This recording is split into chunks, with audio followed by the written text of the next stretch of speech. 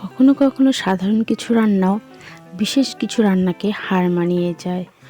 Hello everyone, welcome back to my another cooking video. তো আজকে অনেক দিন পর এসেছি তোমাদের সাথে একটা রান্নার ভিডিও শেয়ার করতে। তোমরা যারা আমাকে রেগুলার ফলো করো তারা জানো যে এখন আমি সদ্য মা হয়েছি, তাই খুব একটা রান্নায় যাওয়া হয় না। তাও এখন একটু স্বাভাবিক জীবনে যেহেতু ফিরে আসছি, তো চেষ্টা করছি টুকটাক একটু রান্না তোমাদের সাথে শেয়ার করার। তো আজকে হঠাৎ করেই আমার শ্বশুরমশাই আমাকে বলছে একটু ঘুগনি খাবে। তো ঘুগনি আমি নিজে কোনো দিন বানাইনি, খেয়েছি, দোকানে খেয়েছি, কিন্তু বাড়িতে নিজের হাতে কখনো বানাইনি। তো ভাবলাম যে যেভাবেই বানাই তো তোমাদের সাথে একটু শেয়ার করি। তো তোমরা দেখতেই পাচ্ছ যে আমি আগেই ছোলাটা সিদ্ধ করে রেখে দিয়েছিলাম ঠান্ডা হওয়ার জন্য। আর এখানে আমি আলুটাও সাইজ করে ছোট ছোট করে কেটে সেটাকেও ধুয়ে ভেজে নিয়েছি। এরপরে কড়াই গরম হয়ে গেলে এখানে অল্প চিনি, দুটো শুকনো লঙ্কা, একটু দারচিনি, দুটো এলাচ, একটু তেজপাতা দিয়ে ভালো করে ভেজে ওখানে আমি পেঁয়াজটা ছেড়ে দেব। পেঁয়াজটা ভালো করে ভাজতে হবে, একদম লাল লাল করে। তা পেঁয়াজটা আমার মোটামুটি ভাজা হয়ে গেছে, দেখতেই পাচ্ছ লাল লাল হয়ে গেছে। তো এখন এখানে আমি রসুন থেতিয়ে দিয়ে দিব। রসুনটাও যাতে ভালো করে ভাজা হয়, না হলে একটা কাঁচা গন্ধ থাকবে। আর রসুনটা ভাজা হয়ে গেলে আমি ঝালের জন্য এখানে একটু কাঁচা লঙ্কা দিয়েছি, তোমরা যে যেমন ঝাল খাবে সেই হিসাবে দিও।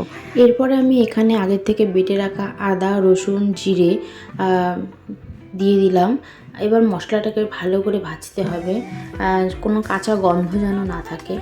আর একটু রঙের জন্য আমি এখানে একটু লঙ্কার গুঁড়া দিয়েছি, তোমরা চাইলে দিতে পারো, না চাইলে না, ওটা অপশনাল। তো যাই হোক, ভালোভাবে ভাজা হয়ে গেলে এখানে আমি স্বাদ মতো লবণ দিয়ে দেব, আর একটু হলুদ দিয়ে দেব, দিয়ে মশলাটাকে ভালো করে ভাজবো, কারণ মশলা ভাজা না হলে না একটা কাঁচা গন্ধ থেকে যায়। তো আমার মশলাটা ভাজা মোটামুটি হয়ে গেছে, তো আমি এখানে একটু অল্প পরিমাণ জল দিয়ে দেব। দেখো তেল ছেড়ে দিয়েছে মশলাটা থেকে। এবার আমি আগের থেকে যে আলুটা ভেজে রেখেছিলাম ওইটা দিয়ে দিব, যাতে একটু আগে সেদ্ধ হয়ে যায়। তো আলু দিয়ে কিছুক্ষণ কষানোর পরে আমি এখানে একটু পরিমাণ জল দিয়ে দেবো। এদিকে দেখো আমার বুটটা কিন্তু সেদ্ধ হয়ে গেছে। এবার হাতা দিয়ে একটু আমি এগুলোকে ম্যাশ করে নিচ্ছি, না হলে জল আর ছোলাটা আলাদা আলাদা থাকবে। একটু ম্যাশ করে নিলে কি গা মাখা থাকবে।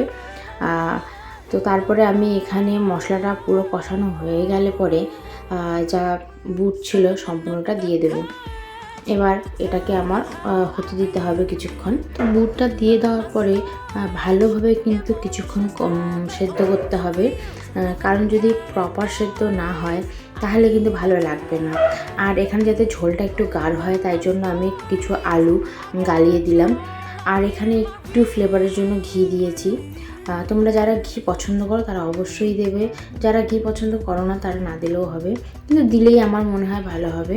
তো এখানে আমার হয়ে গেছে, তো আমি এখন এটাকে নামিয়ে নেব। এবার লুচি দিয়ে এটাকে আমি পরিবেশন করব। তো আমার শ্বশুরমশাই কিন্তু খুব প্রশংসা করেছে, তো তোমরাও বাড়িতে চাইলে এবার ট্রাই করতে পারো। Thanks for watching.